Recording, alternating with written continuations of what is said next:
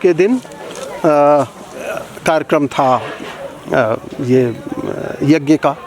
यज्ञ भी स्वामी जी ने बड़ी ही पुरातन संस्कृति के हिसाब से, सनातन संस्कृति के हिसाब से जिस तरीके से किया, उसको देखकर मुझे लगा कि स्वामी जी, गुरु जी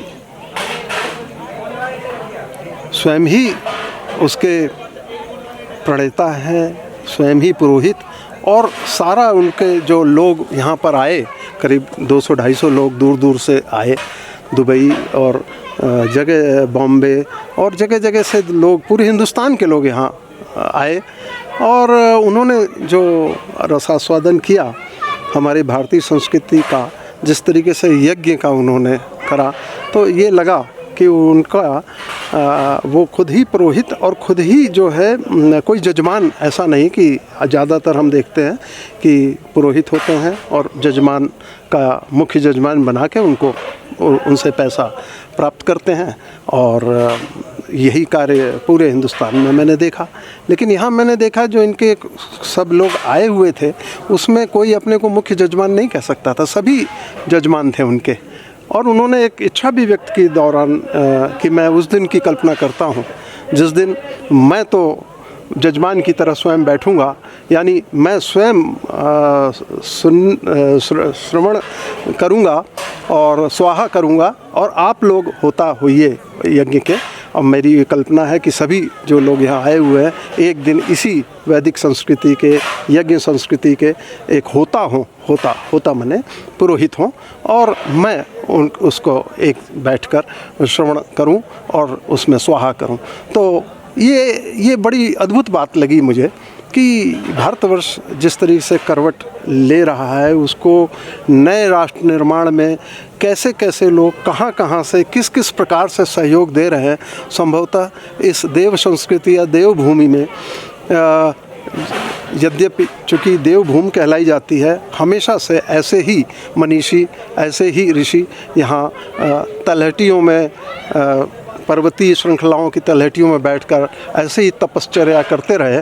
और स्वामी जी उसी श्रृंखला में, मुझे ऐसा लगा कि स्वामी जी उसी श्रृंखला में अपना तप, अपना स्वाध्याय और ईश्वर के प्रति कंप्लीट समर्पण, जिसमें कोई भी आत्मा संशय से या किसी प्रकार के कन्फ्यूजन से वो न सराबोर हो, बल्कि एक प्रकार के भारतीय संस्कृति से एकदम जुड़ाव हो, ये स्वामी जी की बहुत हार्दिक इच्छा मुझे लगी। तो इस प्रकार से यज्ञ तो बहुत हुए, मैंने देखे राजसिक यज्ञ, तामसिक यज्ञ भी किए करते हैं लोग, लेकिन इनका यज्ञ जो आज हुआ वो पूर्णतया सात्विक यज्ञ, और ऐसे सात्विक यज्ञ जहाँ खुद ही स्वामी जी होता हो और खुद ही जजमान भी हों, यानी सारा खर्च उनका अपना हो, ऐसा मैंने नहीं देखा। और ये अद्भुत बात, और यही संस्कृत को उन्नति को ले जाएगा। नमः शिवाय। मेरा नाम साहब सिंह थापली। आज पहली बार मैं यहाँ हवन में बैठा हूँ गुरु जी के साथ। बहुत अच्छा लगा। लगभग सुबह 10 बजे से अभी 2 बजे तक, मतलब इतना देर बैठना बड़ा मुश्किल था, पर गुरु जी के साथ बैठ के इस समय का पता नहीं चल पाया। बहुत अच्छा लगा यहाँ पर। आपके साथ कौन है आज? ये मेरी मिसेज है। अच्छा। राजा थापली जी, आपको कैसा लगा, आप बताएं। मुझे बहुत आनंद आया। मैं आज पहली बार मुझे ये सौभाग्य प्राप्त हुआ कि मैं भाई जी के साथ आज शामिल हुई हूँ, और समय का कोई पता ही नहीं चला कि कितना टाइम निकल गया है, और उठने का बिल्कुल भी मन नहीं था। बहुत ही आनंद आया है, बहुत अच्छा लगा, और बहुत मतलब परिपक्वता महसूस हुई है शरीर में, और बहुत आनंद आया। ओम नमः शिवाय। मेरा नाम रतनदीप सिंह है। मैं गाज़ियाबाद से आया हूँ और यहाँ पे पहली बार आने का सौभाग्य प्राप्त हुआ है मुझे। बड़ी पॉजिटिव वाइब्स हैं बॉडी के अंदर। ये हवन और यज्ञ की जो प्रक्रिया मैंने अटेंड की, बहुत पॉजिटिविटी क्रिएट की इसने मेरे बॉडी के अंदर। बाकी लाइफ में क्या चेंजेस आते हैं ये तो फ्यूचर ही बताएगा, बट मेरा ओवरऑल एक्सपीरियंस बहुत अच्छा रहा। और मैं बार ब्रेक के बाद बिल्कुल आना चाहूँगा यहाँ पे गुरुजी के चरणों में उनका आशीर्वाद प्राप्त करने। ओम नमः शिवाय। ओम नमः शिवाय।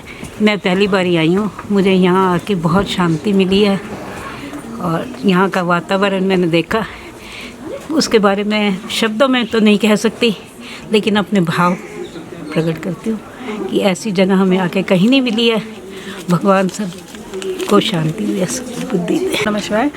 मेरा नाम चारू है और मैं सेकंड टाइम आई हूँ। बहुत अच्छा लगा, बहुत डिफरेंट लगा यहाँ पर आके। ऐसा कई जगह हम लोग सुनते हैं और बहुत सारे एक्सपीरियंसेस किए हैं, बट ये जो एक्सपीरियंस है ये बिल्कुल डिफरेंट था, बहुत ही यूनिक था। और थैंक यू। आज आप अपने किसके साथ आए आप? मम्मी के साथ आई हूँ। अच्छा मम्मी। ओम नमः शिवाय। ओम नमः शिवाय। ओम नमः शिवाय। ओम नमः शिवाय। मैं पंच कैलाशी मांगीलाल सोलंकी जयपुर राजस्थान से आया हूँ। यहाँ आने का प्रथम सौभाग्य है और कल शाम को भजन संध्या का जो हमें अवसर मिला, अद्भुत, अलौकिक, ऐसी भजन संध्या हमने आज तक नहीं देखी। जो हवन और का अद्भुत लाभ हमको मिला, ऐसा हवन हमने अपने जीवन में पहले कभी नहीं देखा। और आचार्य जी ने, गुरु जी ने जो कराया, उसके तो मैं किस शब्दों से आपको वर्णन करूं, पूर्ण रूप से तो नहीं कर सकता। और मैं अपने फ़ोटोग्राफ्स भी आपको नहीं दिखा सकता क्योंकि यहाँ अंदर फ़ोटो खींचना मना था। और यूट्यूब के अंदर इन्हीं गुरु जी के जो है साइट, उसके ऊपर पूर्ण रूप से आपको हवन का और यहाँ के पूजा पाठ का दृश्य और भक्तों का वो सब आपको देखने को मिलेगा। और मेरा जीवन सफल हुआ।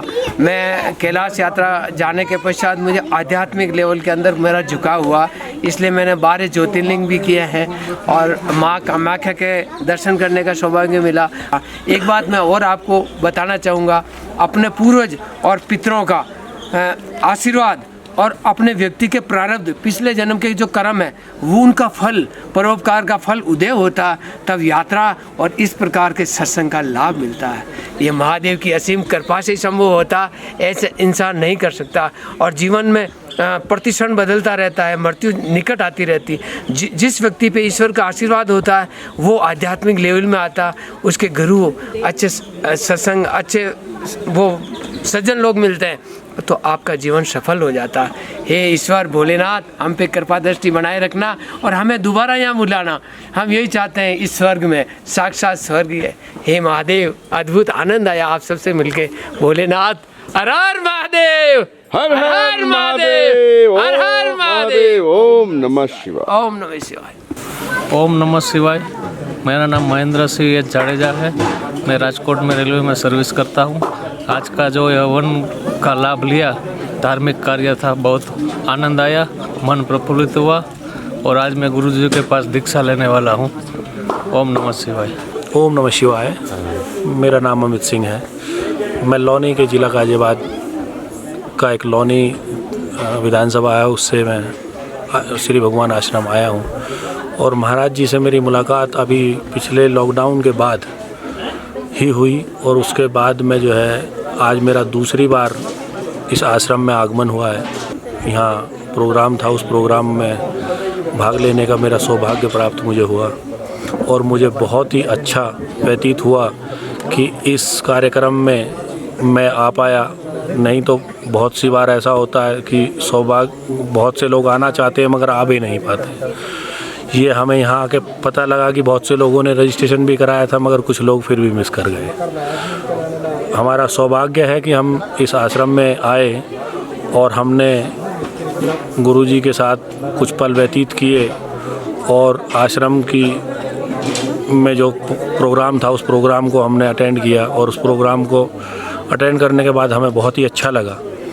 और मेरे बच्चे भी मेरे साथ आए हुए हैं तो उन्हें भी जो है बहुत ही आनंद आया और मैं चाहता हूं कि इसी तरह से आश्रम में आश्रम में लोग इसी तरह आते रहें और आश्रम की शोभा बढ़ाते रहें। ओम नमः शिवाय। मैं नीता प्रजापति देहरादून से आई हूँ। मैं एक शिक्षिका हूँ, मिशनरी स्कूल में पढ़ाती हूँ। पहली बार हम आज यज्ञ में आए हैं, बहुत ही अच्छा लगा, अद्भुत आनंद की यहाँ पे हमें अनुभूति हुई। मतलब ऐसा लग रहा था कि कहीं ना कहीं साक्षात रूप में ईश्वर हमारे समीप ही हैं। अद्भुत, और बार बार आना चाहेंगे अगर ईश्वर ने अपनी अनुकंपा हमारे पर बना कर रखी। ओम नमः शिवाय। ओम नमः शिवाय। आज हम आश्रम में ही हैं।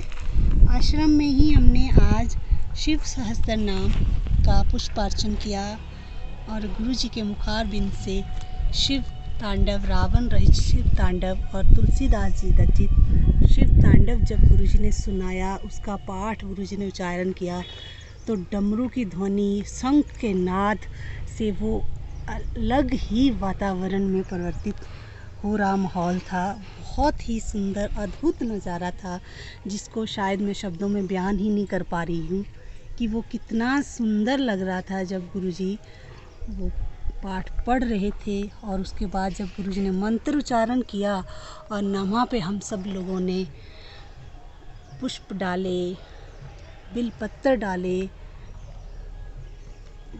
और जो सामान पुष्प अर्चन के दौरान डाला गया, जैसे कि भांग के पत्तियां डाली गई, वो सब इतना अद्भुत, इतना नज़ारे वाला था कि उसमें ऐसा लग रहा था कि गुलाब के फूल जब डाल रहे थे तो गुलाब के फूलों से अलग सा ही मतलब माहौल बन रहा था। जब गेंदे के डाल रहे थे तो गेंदे के फूलों से भी अलग सा ही माहौल बन रहा था। बहुत ही अद्भुत, बहुत ही सुंदर नज़ारा था, जो मुझे बताना भी नहीं आ रहा कि कैसे मैं उसका वर्णन करूं। अद्भुत हैं गुरुजी, और अद्भुत है गुरुजी का ये हम सब को इस राह पे चलाने का जो गुरुजी ने एक मकसद, एक बीड़ा उठा रखा है। मेरी भगवान से यही इच्छा है कि भगवान हमें, हम सभी को ऐसे ही इसी रास्ते पे चलाते रहना, और मेरा और हम सब का ऐसे ही इन सभी कामों में मन लगाए रखना, क्योंकि ये सब काम नहीं कह सकते, ये सब आनंद की अनुभूतियाँ जो होती हैं वो मुझे लगता है कि शायद गुरुजी की वजह से ही हमें अनुभव होने शुरू हुई हैं। मेरे साथ आप सभी को भी, जो आज आश्रम में बैठे थे लोग, उन सभी को भी ऐसा ही लगा होगा, क्योंकि लगा होगा नहीं, लगा ही है, क्योंकि जैसे सबके मुख पे एक अलग सी खुशी थी, एक अलग सा उत्साह था, वो उनकी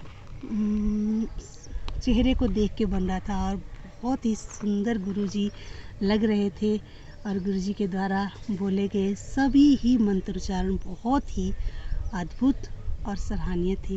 जय गुरुदेव महाराज। आर्यं शरणं शुभमस्तु, संभव करणं अरमस्तु। आर्यं शरणं शुभमस्तु, संभव